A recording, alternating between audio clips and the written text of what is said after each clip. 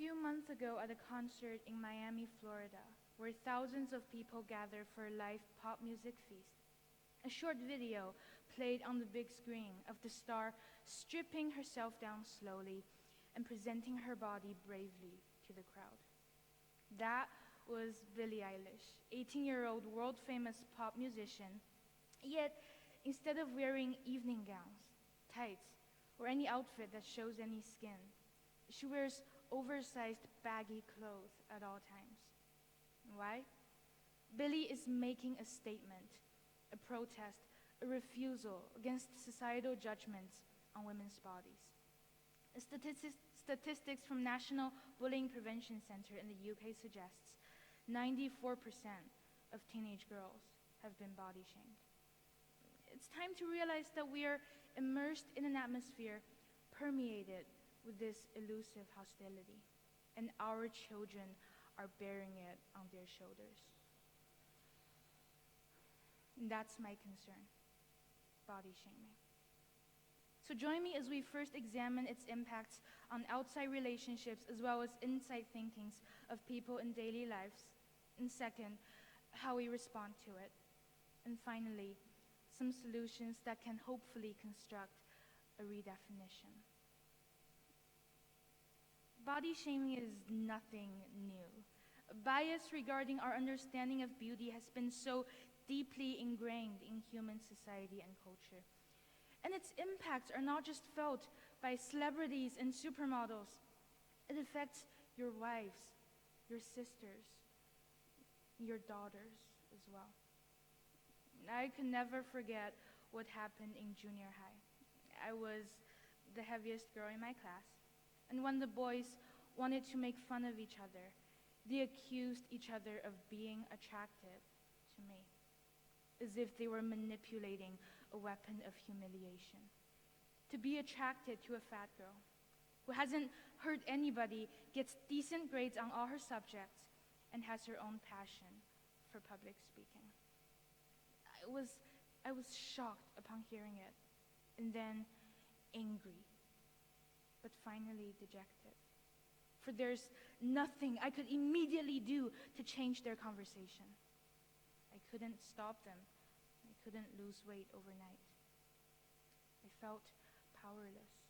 I'm smart enough to solve lots of problems, but I can't solve this one on my own.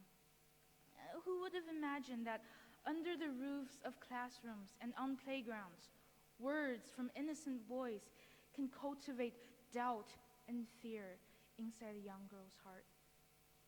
And among that 94%, I know that I am not alone. Yet, that doubt doesn't leave as school ends at 5 p.m. It stays, and that alarming consciousness follows you everywhere as you question yourself each time, even when making the most trivial decision with your body. Whether it's during running in streets, or stretching, or attempting to reach anything from top shelves.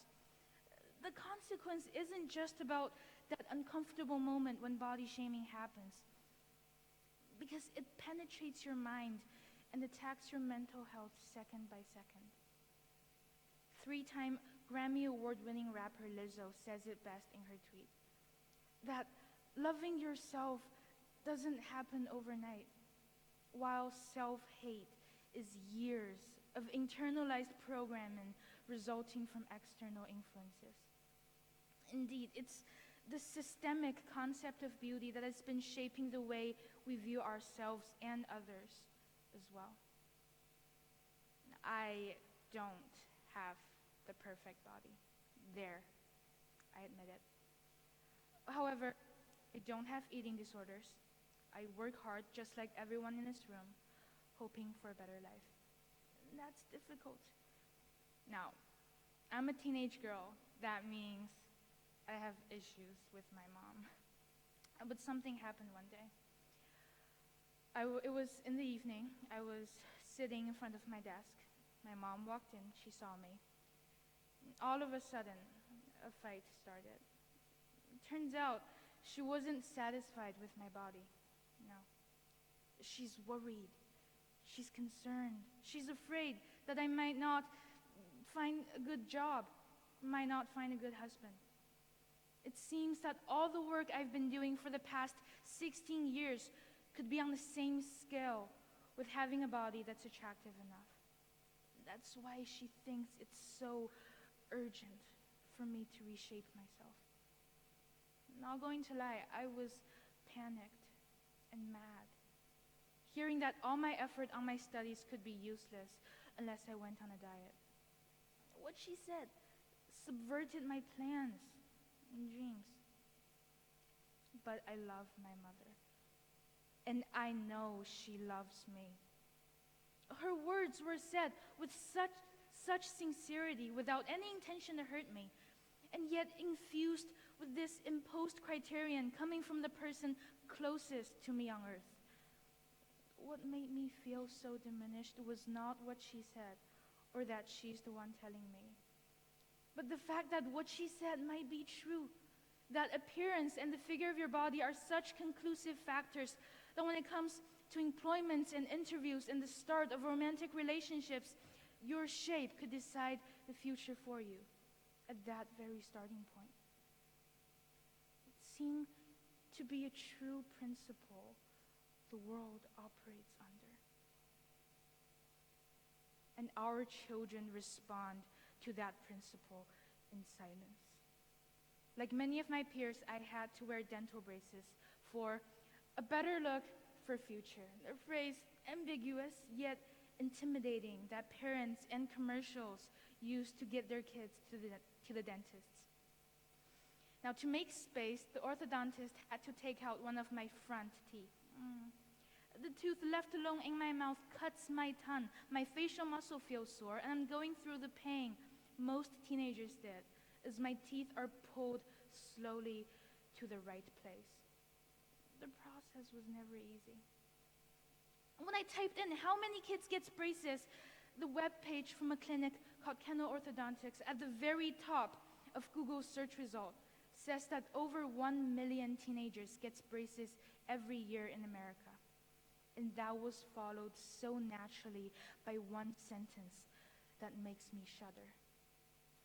Not everyone is born with a perfect smile. I can only ask myself, what is a perfect smile? It seems to be widely accepted that people who are born without the textbook shape of their teeth are expected to correct themselves into a way that can be considered looks perfect. Who is looking? It's us. We have created an oppressive system without knowing its existence, and we leave that 1 million teenagers to bend their teeth with expensive metal strings so they can live up to that system's expectation. We've been struggling for a while now. Back in 1960s, American poet Sheila Black wrote in her piece, "What You Mourn." The body they tried so hard to fix, straighten, was simply mine. And I love it as you love your own country. It's time we start doing the same, to have that noble respect and approval for our bodies as well as others. And this fight is so far from over.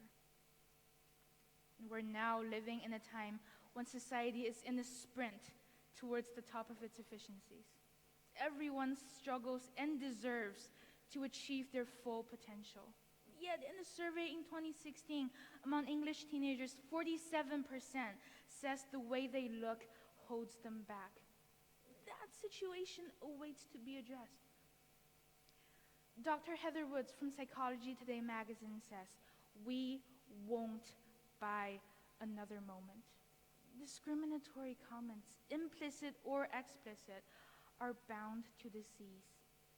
And we begin by looking at every individual you encounter from a different light, a better one. We focus on logic, kindness, and abilities that lies beneath our shell. Because as written by Greek author Plutarch, what's achieved inwardly will change outer reality. And that person you love, whether she's your sister, your daughter, your best friend, she can grow up and be proud of herself fully, completely, and be able to love and run and speak up without that haunting fear. Now, wouldn't that be the perfect look? Thank you.